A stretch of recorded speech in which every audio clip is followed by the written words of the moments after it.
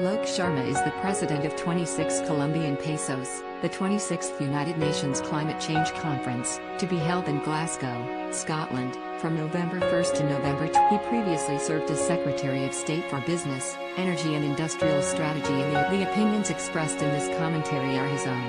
View more opinion on CNN. CNN America. Welcome back to the front line of the global fight against climate change. On Friday, President Joe Biden delivered on a key climate campaign pledge by rejoining the Paris Agreement, the international climate accord agreed in 2015 by world nations to tackle global warming. The U.S. was a key player in helping to deliver the Paris Agreement, with former State Secretary and current U.S. climate envoy John Kerry playing an instrumental role in this successful process. I have been extremely encouraged by the conversations I have had with Kerry and White House National Climate Advisor Gina McCarthy, both formidable allies in the fight against Read More. The return of the U.S. paves the way for climate action to run like a golden thread through U.S. domestic and international policies, mirroring our approach in the United Kingdom as we prepare to welcome world leaders to the 26th United Nations Climate Change Conference, 26 Colombian pesos, in Glasgow this November. Why does this all matter? The UN Climate Conference in Paris, the 21st such international gathering, was a turning. It established a global consensus on the existential threat posed to our planet by climate change, and a shared international approach to address it. There has been progress on tackling climate change since 2015. Most recently, in December 2020, the UK, together with the UN and France, and in partnership with Italy and Chile, organized a Climate Ambition Summit to mark the 5-year anniversary of the COP. 75 world leaders came together to make further concrete pledges like emissions reduction targets to reach the goal of net zero emissions set in 20. As I said at the end of that summit, we did make progress, but we have so far fallen short of what. In Paris, the international community agreed to limit warming to well below 2 degrees Celsius, keeping a rise of 1.5 degrees in sight.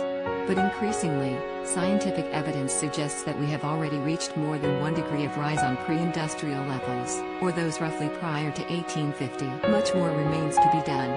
The world is already experiencing the damaging effects of this steady rise in global temperatures. Last year was on par with 2016 as the hottest year on record, but it was set apart by the disasters fueled by it. Saw wildfires blaze across Australia, Europe and the US West Coast, and flooding and locusts destroy crops in East. While just last month, Cyclone Ana hit Fiji, sending thousands fleeing to evacuation centers. As president of 26 Colombian pesos, I have been engaging extensively with governments around the world, at summits and in meetings with individual leaders, most recently Prime Minister Narendra Modi of India, on the need for ambitious policies and commitments to deliver climate. Through my work, I have witnessed the devastating impacts of climate change, melting glaciers, sea level rises, crop degradation, deforestation, and pollution choking some of the world's greatest cities. All of this is taking a heavy toll on human health, the destruction of homes and livelihoods, and an alarming loss of biodiversity. Encouragingly, in my conversations with governments and businesses,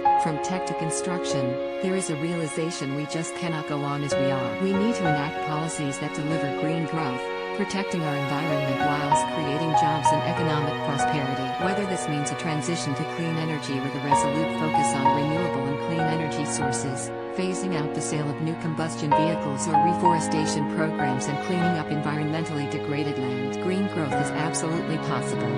In the UK, we managed to grow our economy by 75% while cutting our emissions by 43% over the past 30 years. And, along the way, we reduced the use of coal in our power mix from 40% almost a decade ago to less than 2%. Enlightened business leaders will tell you that tackling climate change represents an unprecedented opportunity for investment and economic growth. The mantra of building back better, building back greener is very much on the money. I am delighted that President Biden has committed to joining the Net Zero Club of economies such as the European Union, Japan, South Korea, China and the UK, which have committed to reach net zero emissions or similar by a specified date. But what also matters are the near-term commitments countries make to reduce emissions by 2030 and demonstrate they are on the pathway to net zero. And I am very much looking forward to the US setting out its own 2030 target in the coming months. Developing nations, particularly those most vulnerable to the consequences of climate change, need financial support from developed countries to tackle its causes and effects, especially smaller island states like donor nations,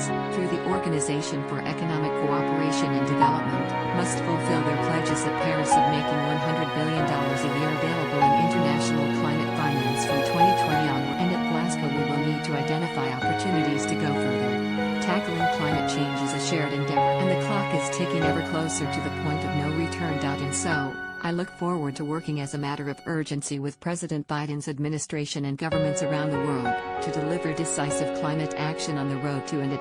We owe that to current and future generations.